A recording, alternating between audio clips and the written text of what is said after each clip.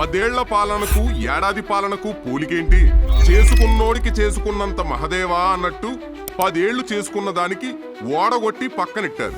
అంతకన్నా నిదర్శనమేం కావాలి? 10 ఏళ్లు మంది సొమ్ము తిని బలిసినోళ్లు ఫేక్ ఫోటోలు, ఫేక్ ఫాలోవర్స్ తో ఆనందపడే బకరాగాళ్లు, కొన్ని ఛానల్స్ తో మిలాఖాత్ అవ్వడం, దొంగ యూట్యూబ్ ఛానళ్లు పెట్టడం, దొంగ వెబ్సైట్లు రన్ చేయడం, దొంగ అకౌంట్లు, అమ్మాయిల పేరుతో ఫేక్ అకౌంట్లు ఓపెన్ చేయడం, మీరే పోస్టింగ్లు పెట్టుకోవడం, మీరే బెస్ట్ సీఎం అంటూ పోల్స్ పెట్టడం, మీరే ఓట్లేసుకోవడం.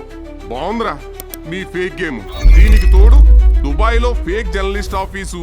అంతకు మించి మీ పింక్ జెండాల పాటకి ప్రతి ఆర్టిస్ట్ కి 10 లక్షలు, మొత్తం 1.5 కోటి బొక్క. సోషల్ మీడియా బడ్జెట్ నెలకి 15 కోట్లు. ఏంట్రా ఇది?